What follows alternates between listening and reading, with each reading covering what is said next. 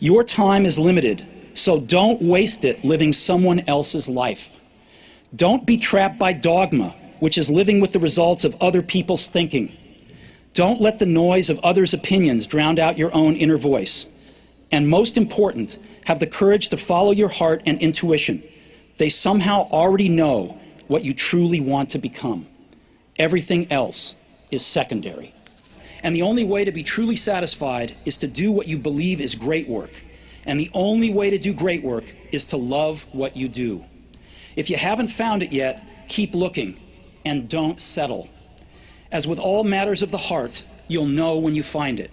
And like any great relationship, it just gets better and better as the years roll on. Did you ever feel the pressure to follow in Dad's footsteps? Well, I will say yes and no. No in the sense that specifically no. But he always, as well as my mom, they always said, do what you love. That was critical. And so really, my dad and I do the same thing. We do what we love. And that was where the pressure came in. It's like, don't settle for anything other than your passion if you're lucky enough to find it. I mean, that's part of the hard part, you know. A mentor of mine said, follow your compass, not your clock. And I'd say that again. She said, follow your compass, not your clock. Make this decision not from your head, but from your heart. And that was the biggest inflection point of my career. I made the decision that I loved the company. I loved its mission, its purpose. We were in a tough time. I loved the people.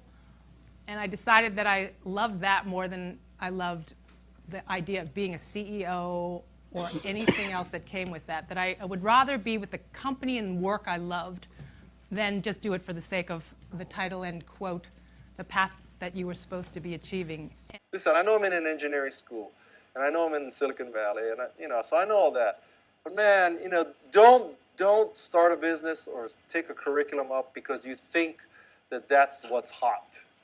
You should really, truly, and I know this is a cliche, you should really, truly study and do what you love. And I can't promise you if you do that, the money will come.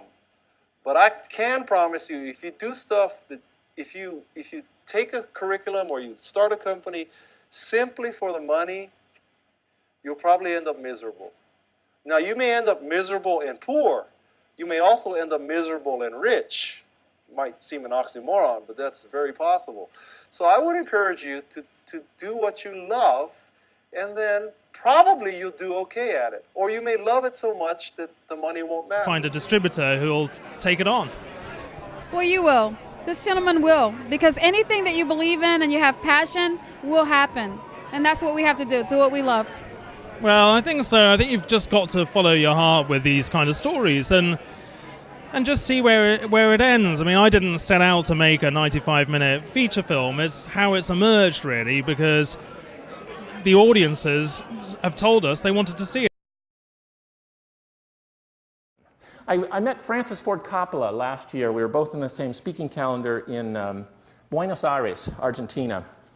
And Coppola said this thing. He said, it's kind of obvious, but he said, look, this is really simple. He said, do what you love, not because you just want to be, self-interested. He says, do it because you'll be better at it. He says, I love wine, and so I have a winery, and I think it's pretty good. He said, I love food, and so I have a restaurant business, and I have a pasta business, right? He's starting a resort, apparently, in South America, and he says he uses all of those just to generate cash so he can finance his own movies, right? And so, pretty obvious, but I hadn't thought of it in those terms. Do what you love because you'll be better. You'll be willing to put in the extra time, the extra mental energy, because you love it.